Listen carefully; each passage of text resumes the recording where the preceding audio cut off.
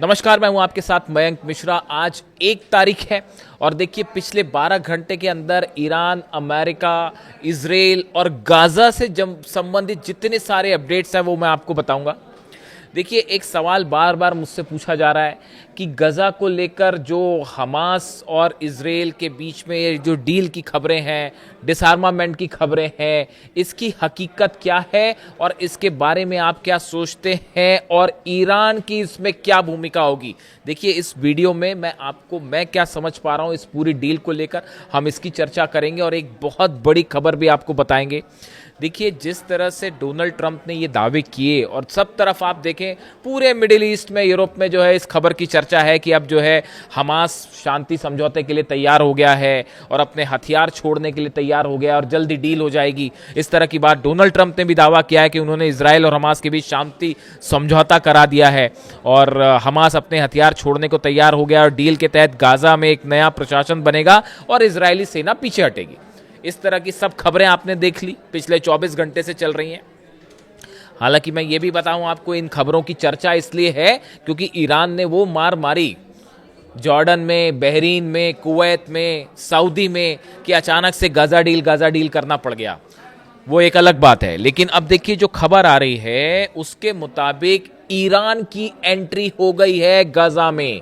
बिल्कुल ठीक सुन रहे हैं आप। ईरान के इस पूरे अप्रोच जो है गजा को लेकर और हमास को लेकर ईरान की तरफ से बड़ी वार्निंग्स दी गई हैं, हमास को चेतावनी दी गई है और बल्कि सोर्सेस तो ये भी बता रहे हैं कि ईरान ने हमास को कह दिया है कि ट्रंप के साथ कोई डील मत करिए, हमास की इजराइल के साथ डील समझौता नहीं होना चाहिए।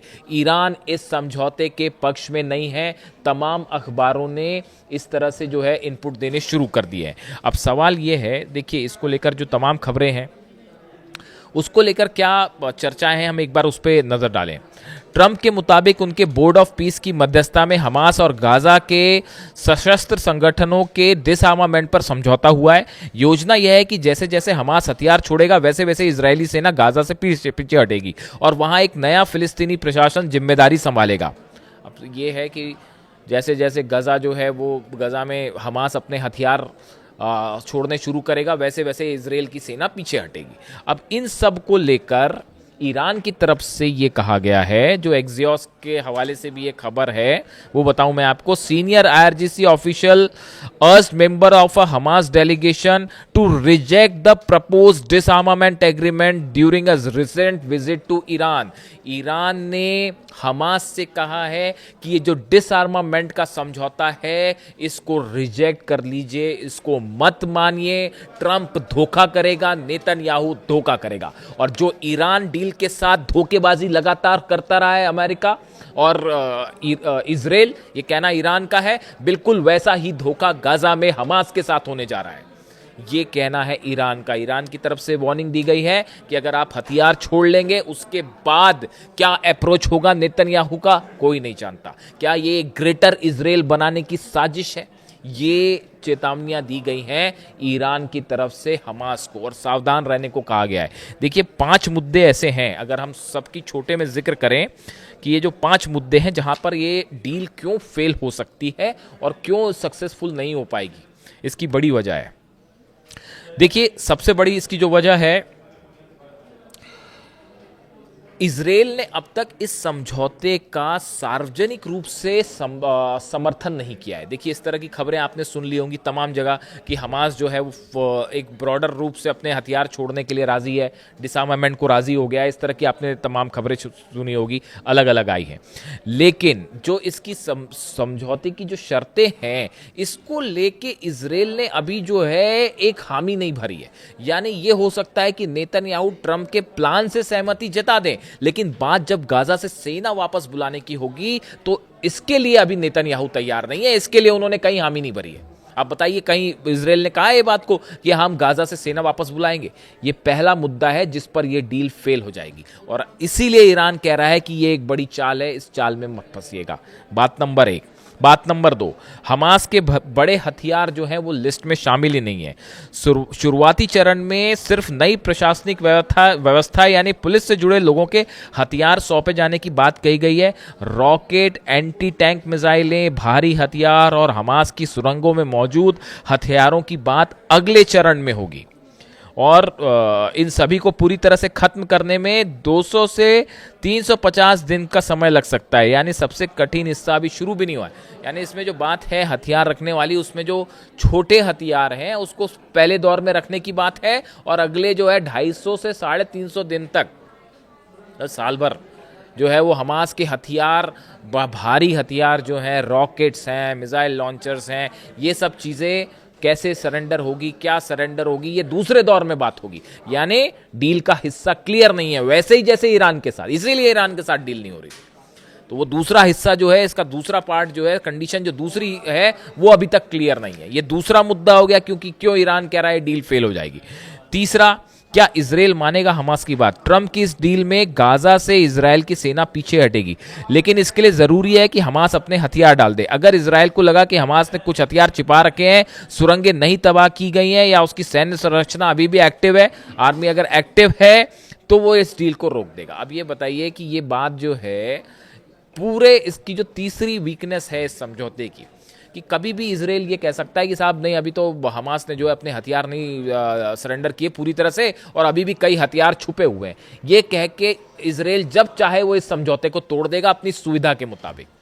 यानी आपके हथियार कम होने शुरू होंगे और उसके बाद मौका देख के वो हावी भी हो सकता है पूरे गजा पर कब्जा करने के लिए। यानी इजराइल जब चाहे वो ये कहे कि नहीं नहीं, हमास ने तो अपने पूरे हथियार नहीं सौंपे हैं और वो तो छुपे हुए हैं सुरंगों में, अब भी हम नहीं मान रहे डील को, फिर क्या करोगे आप? ये तीसरा मुद्दा है जो ईरान कह रहा है हमास को कि सावधान रहिए। चौथा मुद्दा, निगरानी कौन करेगा? हथियार कितने सौंपे गए, हथियार कहाँ कहाँ है, सुरंगें कहाँ कहाँ है, इसकी निगरानी कौन करेगा साहब? कौन सी कमेटी बैठेगी और कौन सा? इसके बारे में कोई साफ स्थिति ही नहीं है। आप गजा में जाके कैसे इस बात को तय करोगे कि कहाँ कहाँ सुरंगें हैं, हमास के पास कितने हथियार हैं, क्या उन्होंने सब हथियारों की जानकारी दी? इसकी निगरानी कौन करेगा? ये कौन बताएगा? और इसके बारे में फैसला कौन करेगा? नेतन्याहू करेंगे या हमास अपनी तरफ से कहेगा और मान जाएंगे, या यूनाइटेड नेशंस आएगा, या कोई बोर्ड कमेटी आएगी तो उसके सदस्य अंदर जाए? ये बिल्कुल वैसा ही है जैसे आप कह रहे हो कि साहब ईरान के पास यूरेनियम है, आप कैसा पता लगाओगे कि 450 किलो यूरेनियम है कि जो है वो 1000 किलो यूरेनियम है, और वो कहां पर है? पिकेक्स माउंटेन के नीचे है, बुशर में है कि वो जो है नतांज में है? कैसे पता चलेगा? ये बिल्कुल वैसी स्थिति है जैसे ईरान की डील, जो कि इसीलिए मैं आपको पहले दिन से कह रहा था ईरान अमेरिका के बीच कोई डील विल नहीं हो सकती, फाड़ के फेंक दीजिए इस एमओयू को। बिना सिर पैर का एमओयू था, इससे अच्छा एमओयू तो हमारे हिंदुस्तान की यूनिवर्सिटी के बच्चे बनाते हैं, इससे अच्छा एमओयू। समझ रहे हैं आप? तो ये जो है बिल्कुल वैसी तरह ये जो हमास वाली डील, ये एक हवाई मामला है जो कल से इसीलिए सामने लाया गया क्योंकि आप जो है जॉर्डन में पिट रहे थे, बहरीन में पिट रहे थे और कुवैत में पिट रहे थे और इजिप्ट पे बड़े हमला हो गए थे। तो डोनाल्ड ट्रंप, ईरान के दावे हैं कि बड़ा नुकसान पहुंचा दिया अमेरिकी सेना को, तो फोकस अचानक से ये हो गया था इस तो, और हो गया था उसको ध्यान हटाने के लिए मामला अचानक से जो है वो गजा और डील शुरू हो गया मामला। तो अब चौथा जो मामला पेच है इसमें कि निगरानी कौन करेगा? कौन सी एजेंसी बताएगी कि हाँ हमास के पास इतने हथियार हैं? कोई नहीं बता सकता। जैसे ये कोई नहीं बता सकता कि ईरान के पास कितना यूरेनियम है, कहाँ कहाँ यूरेनियम है। 450 किलो यूरेनियम, अब कैसे पता जी 450 किलो यूरेनियम है? मैं कह रहा हूँ 1000 किलो यूरेनियम है, तो वो क्या कहाँ छुपा है नहीं छुपा है? कल को आप कहोगे चुप, आपने बताई ही नहीं जगह, फिर क्या होगा? पांचवा मुद्दा देखिए,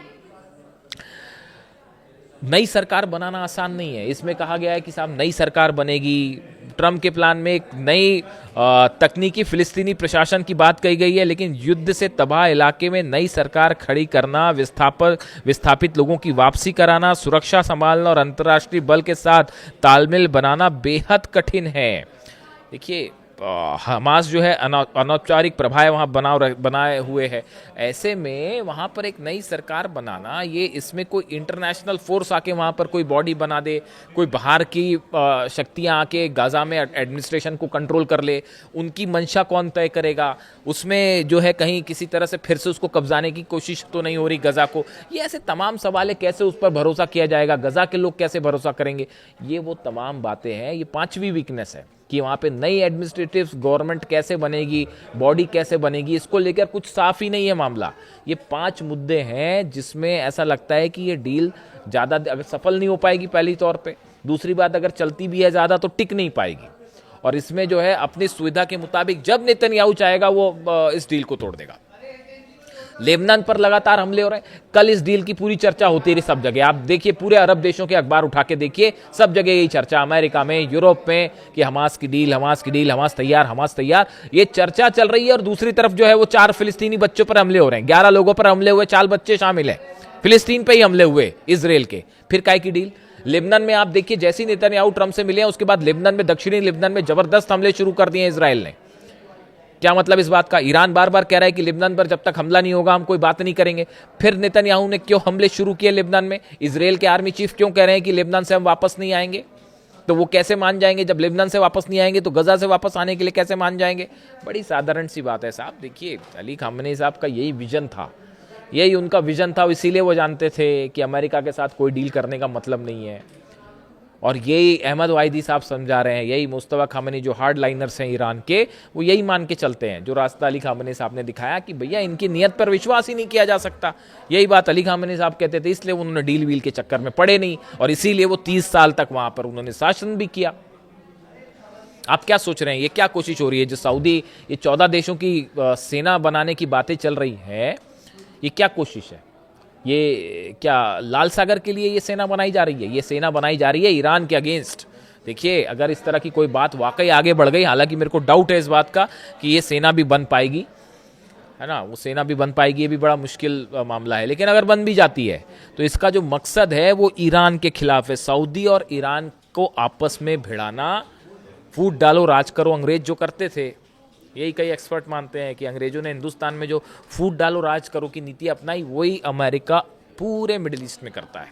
कि खुद तो देखिए आप हरा नहीं पाए ईरान को, ईरान भारी पड़ गया, सब मिल मुला के भी जो है कुछ नहीं कर पाए ईरान का। ठीक है, कैजुअलिटी हुई है, भयंकर नुकसान हुआ है, ईरान ने उसकी कीमत चुकाई है, अपनी स्वतंत्रता, अपनी आज़ादी, अपने आत्मसम्मान की कीमत अपना खून देकर चुकाई है ईरान ने। अली खामेनी साहब ने शहीद होना पसंद था, उनको झुकना पसंद नहीं था। ये उनका ईरान है, ये ईरान का डीएनए, और ये ईरान इससे कभी नहीं हटेगा, आप चाहे कुछ कर लीजिए। विदेश नीति में अमेरिका हारा है, ट्रंप हारा है, ईरान, अमेरिका की सेना हारी है। अब इसमें तमाम दुनिया भर के एक्सपर्ट्स अब ये मान के चल चुके हैं, अमेरिका के सीनेटर, कांग्रेसमैन खुद ये मान के चल चुके हैं कि ईरान मिशन फेल हो गया, कुछ नहीं कर पाया आप वहां पे। तो अब क्या तरीका है? तो अब तरीका यह है कि अरब को ईरान से लड़ा दो, ये सब देशों को ईरान के खिलाफ कर दो। और शायद एक चर्चा हुई है, नेतन्याहू और ट्रंप की मुलाकात में एक बड़ा प्लान तैयार हुआ है। अब जितनी घटनाक्रम होगा वो उस बड़े प्लान के तहत होगा कि गजा का क्या किया जाए, लेबनान का क्या किया जाए, कैसे सऊदी और ईरान के बीच में जंग करवा दी जाए, कौन से देश की क्या भूमिका होगी। तो ये बड़ी सारी चीज़ें हैं जो एक बड़े प्लान का हिस्सा है। और इसीलिए ईरान ये कह रहा है हमास से, उसने ऑलरेडी हमास को ये सब चीज़ें बता दी हैं कि भाई देखिए ऐसा है, ये डील के को लेकर सावधान रहना, जो भी आप फैसला करें वो करिए, लेकिन इस बात के लिए तैयार रहे कि कभी भी आपको धोखा मिल सकता है। और इसीलिए हमास भी अपने भारी हथियारों को लेकर, वो क्रम में, स्टेज में चीज़ है, ऐसा नहीं कि एकदम से हथियार हम रख देंगे तो पहले पुलिस लेवल वाले हथियार छोड़े जाएंगे, फिर भारी हथियार, पहले भारी हथियार क्या छोड़े जाएंगे, हैं कहाँ, पहले इसका तो पता चल जाए साहब, कितनी टनल्स हैं, कितने हथियार हैं, कुछ पता है? नहीं पता। तो इसीलिए ईरान कह रहा है हमास से कि डोनाल्ड ट्रंप पर और नेतन्याहू पर विश्वास करने की ज़रूरत नहीं है। ऐसी खबरें तमाम जगह से अपडेट है। चूँकि मुझसे बार बार इस बात को लेकर सवाल हो रहे थे, गज़ा में देखिए लगातार हमले अभी भी जारी हैं, और वहाँ पर जो हालात हैं, छोटे छोटे बच्चे हैं वहाँ पर जिनके पास, स्कूल तो बड़ी दूर की बात हो गई, खाने के लिए खाना नहीं है, पीने के लिए साफ़ पानी नहीं है। तो ये बहुत बड़ा जो है अत्याचार है ये। और ऐसे हालात में हर कोई ये चाहता है कि गजा में शांति हो, वहाँ के बच्चों का भविष्य सुरक्षित किया जाए। अली खामेनी साहब भी यही चाहते थे, हर कोई यही चाहेगा, समझदार व्यक्ति, हर समझदार व्यक्ति यही चाहेगा। लेकिन अगर डील के नाम पर धोखा होगा पीछे, तो ये बातें सामने रखनी भी जरूरी है। मुझसे चूंकि सवाल हुए थे तो इसलिए अपनी बात यहाँ रखना जरूरी था। वीडियो कैसा लगा कमेंट करके जरूर बताइए। Thank you so much.